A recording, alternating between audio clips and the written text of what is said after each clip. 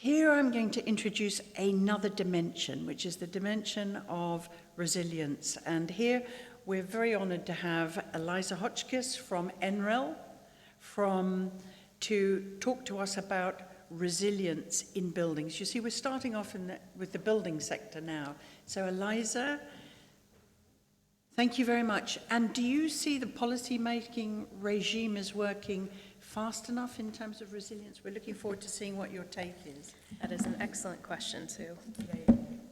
The answer is no. Thank you.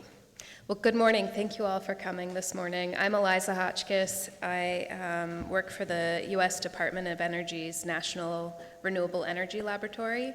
There are 17 different national laboratories within the Department of Energy complex, and we are the only laboratory that's dedicated to energy efficiency and renewable energy as our sole remit.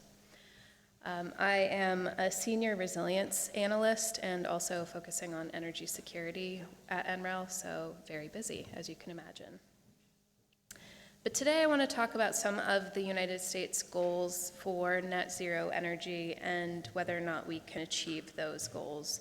As Sue mentioned, we're seeing more and more devastating extreme weather patterns and events that are challenging some of the goals that we are trying to achieve. In the States, we currently emit between 6 and 7 billion metric tons of CO2 equivalent. You can see on the left, the chart shows our historic and current levels, as well as the dip in emissions as a result of the COVID-19 lockdown. In an ideal world, we could return to that without actually having to be locked down. On the right, you can see a chart of different types of scenarios and whether or not we might be able to achieve those reductions. We have goals to reduce emissions by 50% by 2030. I'm going to repeat that. 2030 is our end date for achieving emissions reductions by 50%. Our goal is to have 100% clean electricity by 2035.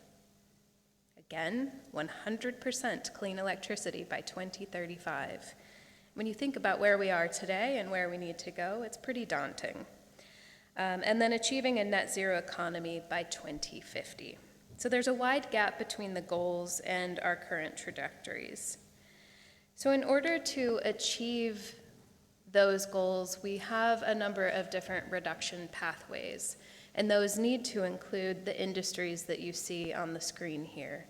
Building efficiencies, we need to reduce agricultural emissions, we need to diversify away from fossil fuels within our power grid, obviously, if we want to become 100% clean. Decarbonize transport. We need to focus on industrial reductions in terms of oil, gas, chemicals, and cement creation and manufacturing. And then continue to manage our forests and our land so that it can be used for carbon sequestration rather than the opposite.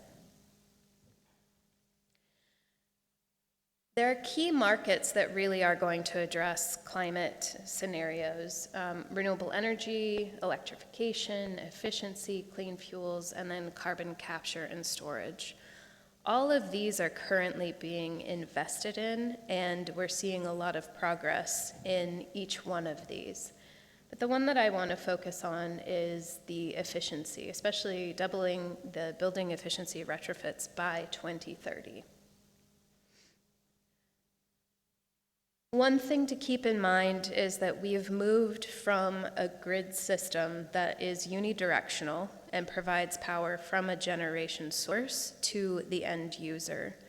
We now have the opportunity, with the picture on the bottom, to have distributed energy resources, to have smart controls, electric vehicles. All of these add complexity to the grid, but also provide opportunities for solutions that we see on the market. But it's important that we include resilience in all of our planning and our designs. I had the, I would say, great opportunity, but also misfortune to take the photographs on the far right. And a building without walls does nothing to protect those who need to occupy that building or provide thermal comfort. Similarly, if you have solar panels that have been destroyed by a hurricane, they can no longer provide electricity. So how can we address some of these resilience challenges in the face of a changing climate with extreme disasters and temperatures? The U.S. Department of Energy funded 3 different national laboratories, including NREL, to look at the role between energy efficiency and resilience to understand what Alex Wilson coined in 2005 as passive survivability. What are the options for people to shelter in place when there is an extreme weather event, extreme cold, or extreme heat? And so we worked together to define thermal resilience of buildings, to create a framework and a methodology that could be applied across 3 different models for 3 different building types, and then understand what that could pose for the US government in terms of building codes that are both efficient and resilient. And I will say this is one study that really just leads the way in terms of what needs to be done next. So we worked with the Pacific Northwest National Laboratory, Lawrence Berkeley National Laboratory, and we came up with a methodology and a framework to look at current codes and then modeled different building codes and standards to understand the thermal performance during different types of scenarios. At NREL, we have a fabulous model called ResStock, which models all of the vintages of homes within the United States, across the United States, in terms of building energy performance. It's called ResStock, so I'll focus a little bit on that. Oh, and I didn't realize there were animations. This is great. So we came up with a methodology that looked at 3 different regions across the United States. We modeled 6 representative cities, and we used extreme heat and cold to understand passive survivability and thermal performance. Starting with multifamily buildings and single-family buildings, we looked at the baseline conditions. What are the building codes currently, and how could people withstand different types of events in those homes currently? We then modeled passive measures to current code and used passive house standards to understand, with improvements of building codes, how the performance would change. We also did a counterfactual analysis with an assisted living facility due to some unfortunate situations that occurred in both Florida and in Texas. In Texas, it was the 2021 Winter Storm Uri that caused a lot of outages across Texas and unfortunately resulted in some deaths. There are 3 things that we looked at. One was the thermal resilience of homes, and we used standard effective temperature because there is no single metric for resilience. And we currently have a list of 57 qualitative and quantitative metrics for resilience, and they don't apply to every section of the energy infrastructure, and they often don't include thermal performance. We also used a study that's called the Gasparini Relative Rate Model to understand exposure, and we looked at benefit-cost ratio, including societal benefits.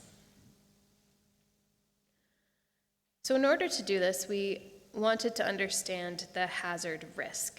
How likely is a hazard to occur in specific geographic locations? What's the exposure of different types of residents based on the buildings that are currently in place? What's the damage that could occur? This one was very, very challenging to research. And then what are the values of different types of mitigation solutions that are often seen? And I'll go into a little bit more detail on a few of these. So the first thing that we did was to model the probability of an extreme temperature event, heat or cold, occurring during a power outage. So we used historic power outage data from the United States Department of Energy and came up with a probability factor for each of the 6 cities that we modeled for the power being out during an extreme heat or cold event. We then applied an exposure analysis using that set metric to understand if people would be comfortable in their homes or if they would be in danger of needing to evacuate and go to a cooling center, or if they would be exposed to potentially hypothermic conditions. And what we saw is that with the, I don't know if I can do this successfully, we'll see. Nope. I was hoping. There we go. On the left-hand side, you can see the results of the existing conditions with existing building codes. And then on the right-hand side is with an upgrade with passive house standards. And it's a pretty significant rise in the ability to shelter in place and stay within those safe parameters. So we converted this to the number of days that someone could safely stay in their homes during extreme heat and cold for each of these cities.